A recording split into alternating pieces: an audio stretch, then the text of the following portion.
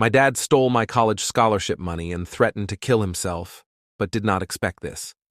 Hello, Reddit eyes here. I never thought getting a full ride to college would turn into one of the biggest challenges of my life. But not for the reasons you'd expect. I was thrilled to escape home and focus on building a future, but it seemed my parents had other plans. You see, my dad, my unemployed father, decided to take my $9,000 college housing check and use it for something much more important in his eyes, keeping my family in a hotel after he got evicted from our old place. Apparently, $150 a night for a hotel was more pressing than my education. For 2 months, I begged him to pay off my housing costs. He gave me excuses, confusing stories about how the funds were tied up. I wanted to believe him, because, let's face it, when you're 18 and don't know a thing about financial literacy, you want to trust your parents. But deep down, I knew something wasn't right. When the deadline to pay my housing costs came and went, the truth came out. He used all of it for the hotel. My hard-earned scholarship check was gone, and I was left on the verge of dropping out of school.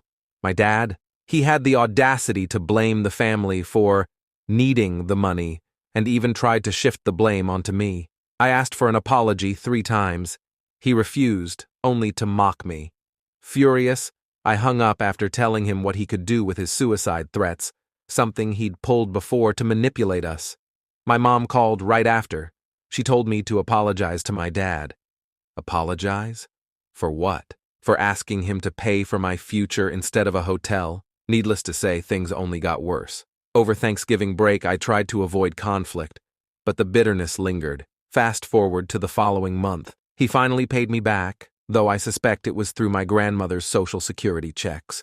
The day it arrived, he spam called me in the middle of the night, furious that I didn't respond until 1 in the afternoon. I had an exam that morning, but that didn't matter to him. "The stress you put me through," he shouted. I couldn't believe it. "The stress I put you through?" I snapped. "Try lying to me for months about my scholarship money." My relationship with my parents shattered completely. They called me names, told me I was spoiled, and once again, my mom came to his defense, expecting me to apologize for not respecting him. I realized in that moment, there was no winning with them. No matter what I did, I would always be the villain. The bright spot in all this? My estranged sister. She had gone through the same thing.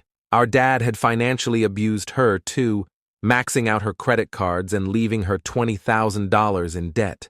They cut ties when she started dating a guy they didn't like. For years, I believed their version of the story, that she was selfish, choosing a boyfriend over her family. But reconnecting with her was eye-opening. She was the first person who truly understood what I was going through, and we leaned on each other for support. By then, I had taken control of my finances. I got a job, a new debit card my parents didn't know about, and my grades slowly started to recover. I went low contact with my parents, refusing to give them money despite their repeated threats and guilt trips. My dad once again tried his suicide threat tactic, but this time I didn't cave. I told him he was responsible for his decisions, not me. That moment was a turning point. I finally saw them for who they were, manipulative and toxic. But here's the best part. I learned what it meant to be independent, truly independent. I mourned the parents I never really had, but I gained something much more valuable, freedom. I stopped letting their dysfunction control my life, and it was liberating. My sister and I became closer than ever, and I surrounded myself with people who genuinely cared for me. My parents? Well, they're still in their own world, but I don't need to be a part of that anymore. I check in on my younger brothers now and then, hoping one day they'll break free too. As for me, I'm in a better place. My grades aren't perfect, but I'm getting there. My mental health has improved, and for the first time in a long time, I feel hopeful about my future. I know things won't always be easy, but I also know that I've survived worse, and I've come out stronger. In the end, everything's going to be all right.